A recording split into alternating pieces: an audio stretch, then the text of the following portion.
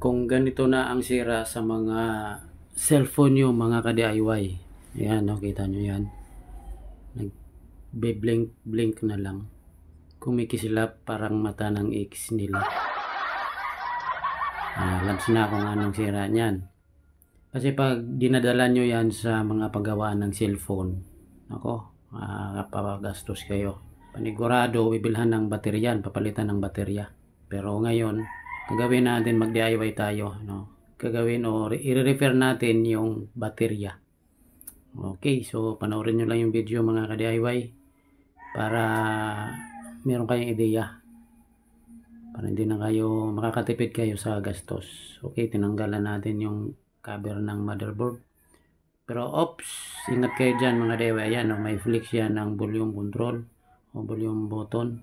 Alisin nyo muna pagkakabit sa port bago nyo hatakin yung baterya, kasi mapupunit yun, mapuputol yun pag nakabit yung flex ng volume control.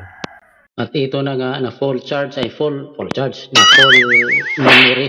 memory storage na pala yung ginamit kong camera pang video. Hindi ko na napakita sa inyo mga ka-DIY kung paano ko tinanggal yung fuse resistor. Ayan, natanggal na, jumperan ko na ng manipis na wire, tsaka yan na yung fuse resistor na tinanggal ko. Ayan o, yan, nakita nyo yan. So ganyan yung forma. Yung iba nasa bandang gitna yung fuse resistor, pero yung Vivo na yan nasa gilid. Ayan, sa gilid siya. Yung Oppo, Realme o Infinix o ano pang mga baterya, minsan nasa bandang gitna yung fuse resistor ng BMS. Yung BMS na yan nasa gitna, yung iba yung fuse resistor. So yan nasa gilid. Okay, so kabit na natin mga ka-DIY kung goods na ba yung baterya. Inalis na natin yung fuse resistor. Okay, yan, kinabit na natin.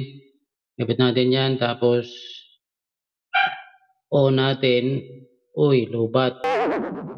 O, sige, charge muna natin.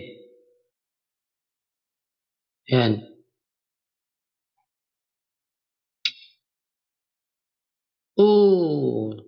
Itams, may kidlat na. Ano yan, kulog. Ayan na yung logo ng baterya. So, ibig sabihin, goods na mga ka-DIY, nag-charge na. So, kabit na natin itong back cover. Saka, yun, nakita na yung Vivo. Okay, so, sana may natutunan kayo mga ka-DIY. Salamat sa iyong panunood. At dito na natatapos ang ating munting DIY. Peace!